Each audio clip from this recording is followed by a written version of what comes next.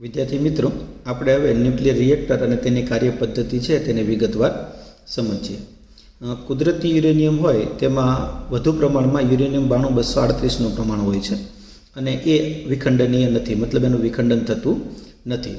પણ આવું જ્યારે યુરેનિયમ 92238 છે એ ન્યુટ્રોનનું શોષણ કરે, એટલે કે 1 ન્યુટ્રોન પ્રાપ્ત કરે ત્યારે યુરેનિયમ 92239 બનાવે છે અને આ પ્રક્રિયા છે એના દ્વારા એ તીવ્ર રેડિયો એક્ટિવ એવું પ્લુટોનિયમ ઉત્પન્ન કરે છે। જેમ કે યુરેનિયમ 92238 છે એના ઉપર ન્યુટ્રોનનો મારો ચલાવે એટલે આવું યુરેનિયમ એ ન્યુટ્રોનનું શોષણ કરી લેશે અને યુરેનિયમ 92239 બનાવશે। આમાંથી બીટા માઇનસ એટલે કે ઇલેક્ટ્રોનનો ક્ષય થાય અને નેપ્ચ્યુનિયમ બને છે। તમે જાણો છો કે ઇલેક્ટ્રોનનો ક્ષય થાય તો પરમાણુ ક્રમાંકમાં 1 એકમનો વધારો થાય છે, પણ પરમાણુ દળાંકમાં કોઈ ફેરફાર થતો નથી। તો અહીંયા પરમાણુ ક્રમાંક 1 વધે એટલે નેપ્ચ્યુનિયમ બને છે। તો ઇલેક્ટ્રોનનો ક્ષય થયો એટલે કે બીટા માઇનસનો ક્ષય થયો, સાથે એન્ટી ન્યુટ્રિનો ઉત્પન્ન થાય છે અને આ પ્રક્રિયા દ્વારા નેપ્ચ્યુનિયમ બને છે। હવે નેપ્ચ્યુનિયમ છે એ પણ બીટા માઇનસનો ક્ષય કરે અને પ્લુટોનિયમ બનાવે છે। તો અહીંયા તમે જોઈ શકો છો બીટા માઇનસનો ક્ષય થયો, પરમાણુ ક્રમાંકમાં 1 એકમનો વધારો થાય છે, પણ પરમાણુ દળાંકમાં કોઈ ફેરફાર થતો નથી અને આવા ઇલેક્ટ્રોન એટલે કે બીટા માઇનસની સાથે એન્ટી ન્યુટ્રિનો ઉત્પન્ન થાય છે।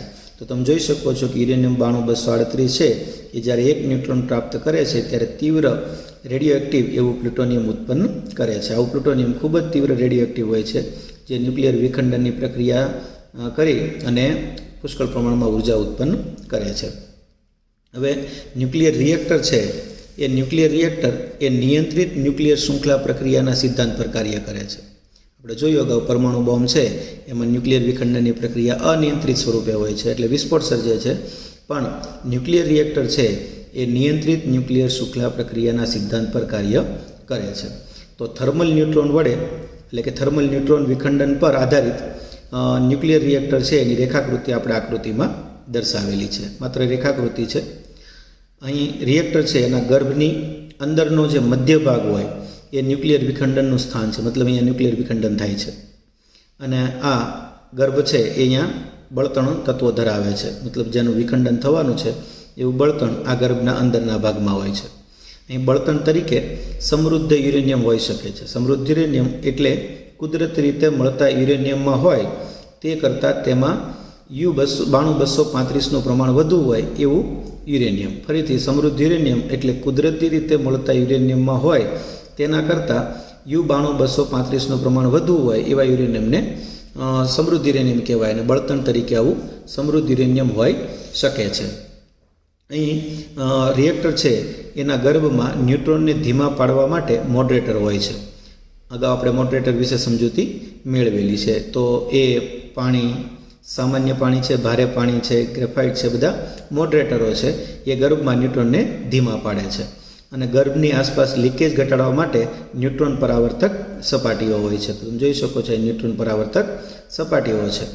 વિખંડનથી મુક્ત થતી જે ઉષ્મા છે એ યોગ્ય શીતક દ્વારા દૂર કરાય છે, એટલે અહીંયા વિખંડન પ્રક્રિયામાં મોડરેટર અને વિખંડન દ્રવ્યો છે એ ગરમ થઈ જાય તો એ પરિસ્થિતિમાં ઠંડા પડવા માટે યોગ્ય શીતકો વપરાય છે। આ બધાને ધારણ કરતું જે પાત્ર છે એ વિખંડનની રેડિયો એક્ટિવ નિપજોને લીક થતું રોકે છે, મતલબ એ રેડિયો એક્ટિવ નિપજો લીક થતી નથી, એને રોકે છે। એટલે આ બધાને ધારણ કરતું જે પાત્ર હોય એ વિખંડનની રેડિયો એક્ટિવ નિપજોને લીક થતું રોકે છે। આ સમગ્ર તંત્ર સમૂહ છે એને નુકસાનકારક વિકિરણ બહાર ન આવે એ રીતે સુરક્ષિત કરી દેવામાં આવે છે।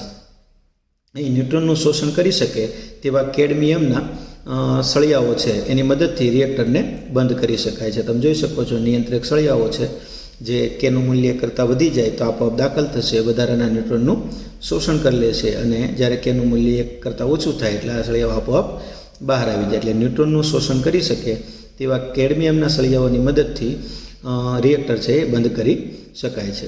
શીતક જે છે એ ઉષ્માને કાર્યકારી તરલમાં પહોંચાડે છે અને તે વરાળ ઉત્પન્ન કરે છે અને આવી વરાળ છે એ ટર્બાઇન ચલાવે છે અને વિદ્યુત પાવર ઉત્પન્ન કરે છે। તો આ રીતે ન્યુક્લિયર રિએક્ટર છે એ કાર્ય કરે છે। વિદ્યાર્થી મિત્રો, આપણે હવે ન્યુક્લિયર સલનની પ્રક્રિયા છે તે વિગતવાર સમજીએ।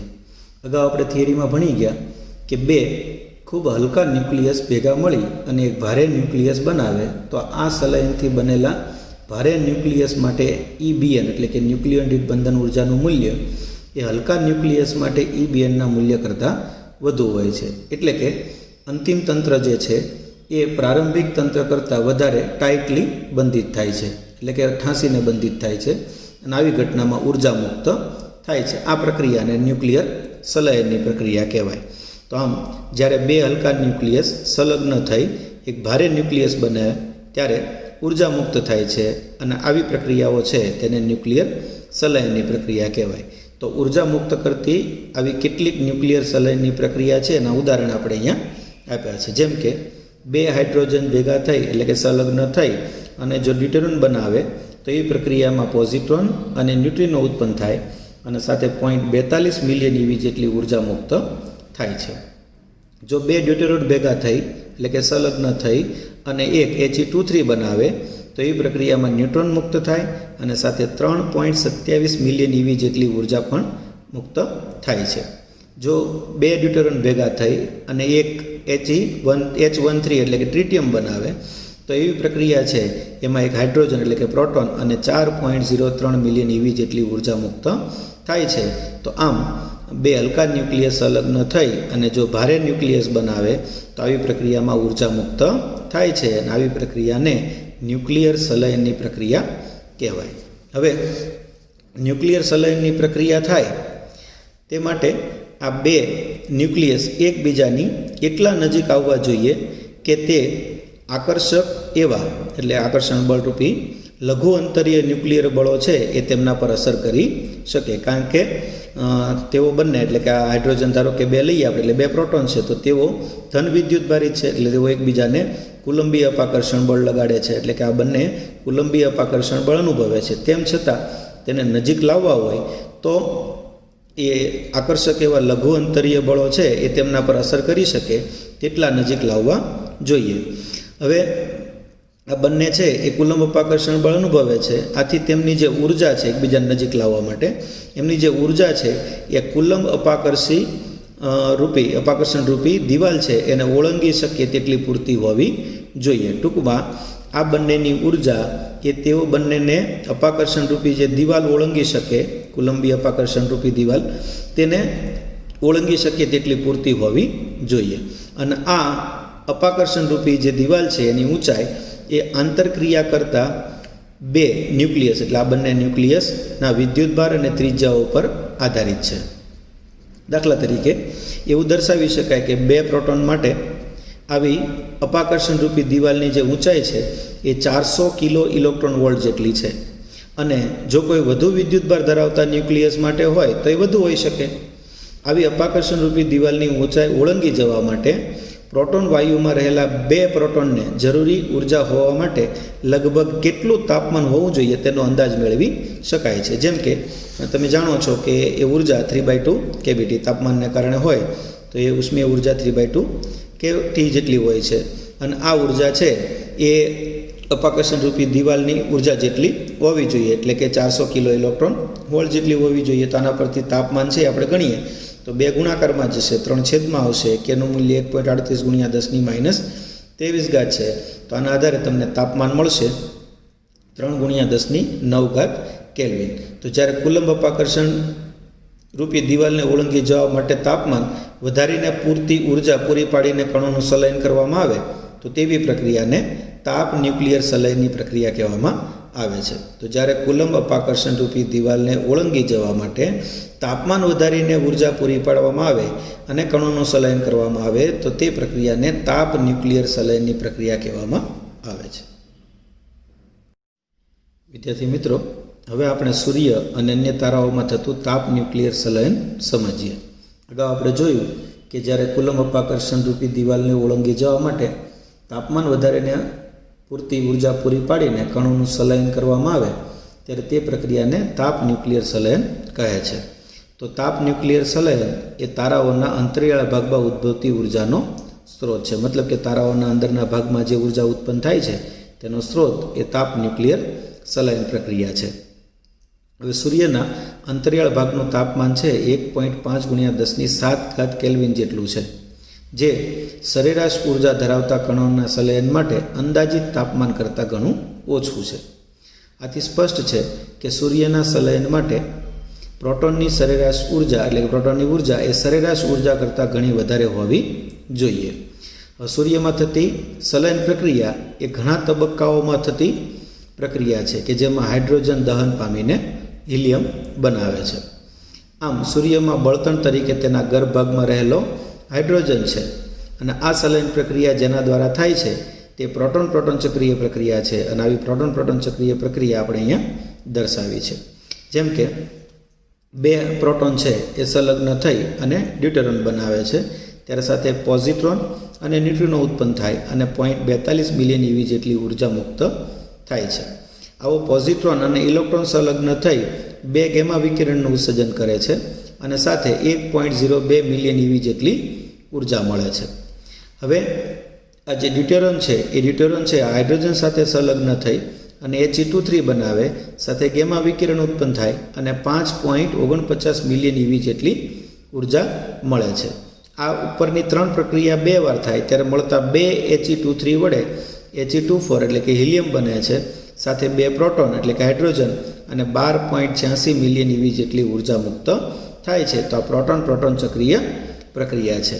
અને મેં કીધું તે પ્રમાણે કે ચોથી પ્રક્રિયા થવા માટે પ્રથમ ત્રણ પ્રક્રિયા બે વાર થવી જોઈએ અને આ કિસ્સામાં બે હિલિયમ ન્યુક્લિયસ જોડાઈને અહીંયા સામાન્ય હિલિયમ ન્યુક્લિયસ બનાવે છે. તો પહેલી પ્રક્રિયા બે વાર થાય, બીજી પ્રક્રિયા બે વાર થાય, ત્રીજી પ્રક્રિયા બે વાર થાય, બરાબર, ત્યારે આપણને બે He2 મળશે ને એના વડે આપણે આ ચોથી પ્રક્રિયા કરી શકીએ છીએ. તો આ પ્રક્રિયાઓનું સંયોજન વિચારીએ તો કુલ અસર આ પ્રમાણે થાય કે 4 હાઇડ્રોજન થાય, 2 ઇલેક્ટ્રોન વપરાય. તમે જોઈ શકો છો અહીંયા 1 ને 2 અને આ પ્રક્રિયા બે વાર થઈ એટલે 4 હાઇડ્રોજન વપરાણા. અહીંયા પોઝિટ્રોન જે આપણને પ્રાપ્ત થયો હતો તે પોઝિટ્રોન તો આપણે વાપરે વધારાનો એક ઇલેક્ટ્રોન આપ્યો એટલે 2 ઇલેક્ટ્રોન, કારણ કે આ પ્રક્રિયા બે વાર થવાની છે. તો અહીંયા આ પ્રક્રિયામાં 4 હાઇડ્રોજન અને 2 ઇલેક્ટ્રોન વપરાય છે અને એમાંથી આપણને He24 મળે છે. પછી આ પ્રક્રિયા છે એમાં એક ન્યુટ્રિનો અહીંયા આપણને પ્રાપ્ત થયો, એ પ્રક્રિયા બે વાર થઈ એટલે 2 ન્યુટ્રિનો મળે. આ 2 અને 1 3 ગેમા વિકિરણ, આ પ્રક્રિયા બે વાર થાય એટલે 3 તો 6 ગેમા વિકિરણ મળશે. અને આ ત્રણ પ્રક્રિયા છે એ બે વાર થઈ એમના ઉર્જાનો સરવાળો વત્તા 12.86 કરીશું તો આપણને 26.7 મિલિયન EV જેટલી ઉર્જા મળે છે. આમ 4 હાઇડ્રોજન પરમાણુઓ સંયોજિત થઈને હિલિયમ પરમાણુ બનાવે છે અને તેમાં 26.7 મિલિયન EV જેટલી ઉર્જા વિમુક્ત થાય છે. તારાના અંતરિયાળ ભાગમાં સલાયનથી માત્ર હિલિયમ જ બને એવું નથી. ગર્ભભાગનો હાઇડ્રોજન છે એ હિલિયમ બનાવવામાં વપરાઈ જાય ત્યારે લગભગ ગર્ભભાગ ઠંડો પડવા લાગે છે અને આથી તારો તેના પોતાના જ ગુરુત્વાકર્ષણની અસર હેઠળ સંકોચાવા લાગે છે, જેના લીધે ગર્ભભાગનું તાપમાન ફરી પાછું વધવા લાગે છે. જો આ તાપમાન વધીને 10⁸ કેલ્વિન જેટલું બને તો ફરીથી સંલયન થાય છે, પરંતુ હવે હિલિયમના ન્યુક્લિયસનું કાર્બનમાં સંલયન થાય છે. આ પ્રકારની જે પ્રક્રિયા છે એ સંલયન દ્વારા મોટા ને મોટા દળાંક ધરાવતા તત્વો ઉત્પન્ન કરે છે, પરંતુ બંધન ઉર્જા વક્રની ટોચ નજીકના દળાંક એટલે કે Fe56 એ ટોચ નજીકના દળાંક ધરાવતા કરતાં વધારે દળાંકવાળા તત્વો છે એ આ રીતથી બની શકતા નથી. તો આમ આ સંલયનની જે પ્રક્રિયા થાય છે એના દ્વારા મોટા ને મોટા દળાંક ધરાવતા તત્વો ઉત્પન્ન થતા જાય છે, પરંતુ બંધન ઉર્જાના વક્રની ટોચ નજીકના દળાંક કરતાં વધારે દળાંકવાળા તત્વો આ રીતથી બની શકતા નથી. તો આ તે સૂર્ય અને અન્ય તારાઓમાં થતી તાપ ન્યુક્લિયર સંલયનની પ્રક્રિયા. વિદ્યાર્થી મિત્રો, આપણે ન્યુક્લિયસવાળા ચેપ્ટરની થિયરીને ભણી ગયા. હવે આપણે આ ચેપ્ટરના દાખલાઓ છે તે 1 by 1 જોતા જઈએ. શરૂઆત ઉદાહરણથી કરીએ તો ઉદાહરણ 13.1 છે. રકમ આ મુજબ છે: લોખંડના ન્યુક્લિયસ માટે દળ 55.85 U અને A બરાબર 56 આપેલ છે. તેના ન્યુક્લિયસની ઘનતા શોધો. તો આપણે લોખંડના ન્યુક્લિયસની ઘનતા શોધવાની છે. તો ન્યુક્લિયસનું દળ છે આપણને 55.85 U એટલે કે એટોમિક માસ યુનિટ આપેલું છે. હવે તમે જાણો છો એક એટોમિક માસ યુનિટ બરાબર 1.66 × 10⁻27 કિલોગ્રામ છે. તો આપણે એટોમિક માસ યુનિટને કિલોગ્રામમાં ફેરવવું હોય તો 55.85 ને 1.66 × 10⁻27 વડે ગુણી દઈએ તો આપણને લોખંડના ન્યુક્લિયસનું દળ મળી જશે. અહીં લોખંડના ન્યુક્લિયસ છે એના માટે આપણને પરમાણુ દળાંક આપેલો છે 56. તો લોખંડના ન્યુક્લિયસ છે એની ઘનતા શોધવી છે, અને ઘનતા બરાબર તમે જાણો છો દળ ભાગ્યા કદ છે. દળ તો અહીંયા આપેલું છે આપણને. કદ શોધવું હોય તો ન્યુક્લિયસ છે એનું કદ 4/3 પાયર ક્યુબ વડે મળશે, એટલે કે આર ન્યુક્લિયસની ત્રિજ્યાની જરૂર પડશે. તો તમે જાણો છો કે ન્યુક્લિયસની ત્રિજ્યા એ આર બરાબર R0 a⁻⁴ વડે મેળવી શકાય છે, જ્યાં R0 અચળાંક છે જેનું મૂલ્ય 1.2 ફર્મી એટલે કે 1.2 × 10⁻15 છે. તો R0 બરાબર 1.2 × 10⁻15 અને a બરાબર 56 લખીએ તો 56નું ઘનમૂળ છે એ આપણને 3.825784 મળશે. આ 3.825784નો ગુણાકાર 1.2 × 10⁻15 સાથે ગુણીએ તો આપણને લોખંડના ન્યુક્લિયસની ત્રિજ્યા આર બરાબર 4.591 × 10⁻15 મીટર મળશે. તો લોખંડના ન્યુક્લિયસની ત્રિજ્યા એ 4.591 × 10⁻15 મીટર છે. હવે ન્યુક્લિયસ છે એનું કદ શોધવું છે. તો ન્યુક્લિયસનું કદ v બરાબર 4/3 પાયર ક્યુબ છે. તો 4/3 અને પાય બરાબર 3.14 લઈએ તો 4/3 × 3.14 આપણે ન્યુક્લિયસ છે એનો ત્રિજ્યા મેળવી 4.591 × 10⁻15 એનો ઘન કરી દઈએ. તો સાદરૂપ આપીએ તો આ મૂલ્ય આપણને 406.4512 × 10⁻45 મળશે. અને જો 4.06 લખીએ તો ગુણ્યા 10⁻43 બે ઘાત અહીંથી ઓછી થઈ જશે, એટલે 4.06 ગુણ્યા 10⁻43 મીટર ક્યુબ જેટલું ન્યુક્લિયસનું કદ મળશે. આમ લોખંડના ન્યુક્લિયસની ઘનતા છે એ ρ બરાબર દળ ભાગ્યા કદ એટલે m/v. દળ આપણે આગળ લીધું 55.85 ગુણ્યા 1.66 ગુણ્યા 10⁻27 કિલોગ્રામ, અને કદ છે 4.06 ગુણ્યા 10⁻43 મીટર ક્યુબ. સાદુરૂપ આપીએ તો એ મૂલ્ય આપણને 22.835 ગુણ્યા 10⁻16 મળશે, અથવા 2.284 ગુણ્યા 10⁻17 kg પર મીટર ક્યુબ. આમ ન્યુક્લિયસની ઘનતા એ 2.284 ગુણ્યા 10⁻17 kg પર મીટર ક્યુબ જેટલી મળશે. આગળ જોઈએ ઉદાહરણ 13.2. રકમ આ મુજબ છે: 1 ગ્રામ દ્રવ્યને સમતુલ્ય ઉર્જાની ગણતરી કરો. તો અહીંયા 1 ગ્રામ આપણને દળ આપ્યું છે ને કિલોગ્રામમાં ફેરવીએ તો 1 ગ્રામ બરાબર 10⁻³ કિલોગ્રામ. હવે આ દ્રવ્ય જે છે એને સમતુલ્ય ઉર્જાની આપણે ગણતરી કરવી છે. આગળ આપણે આઈન્સ્ટાઈનનું દળ ઉર્જાનું સમતુલ્યતા ભણી ગયા, તેમાં જોયું કે દળનું ઉર્જામાં અને ઉર્જાનું દળમાં રૂપાંતરણ શક્ય છે. તો આઈન્સ્ટાઈનના ઉર્જા દળ રૂપાંતરણ જે છે એના સૂત્રને આપણે જાણીએ છીએ E બરાબર mc².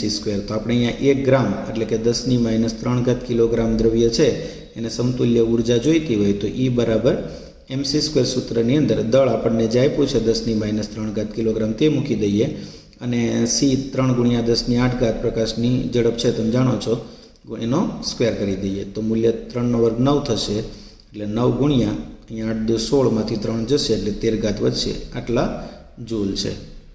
તો આપણને 1 ગ્રામ દ્રવ્ય છે એને સમતુલ્ય ઉર્જા એ 9 × 10⁻13 જૂલ જેટલી મળશે. જો તમારાને ઇલેક્ટ્રોન વોલ્ટમાં જોઈતું હોય તો 1.6 × 10⁻19 વડે ભાગી નાખીએ તો ઇલેક્ટ્રોન વોલ્ટમાં પણ મેળવી શકાય, પણ આપણે અહીંયા ઉર્જા જૂલમાં મેળવેલી છે.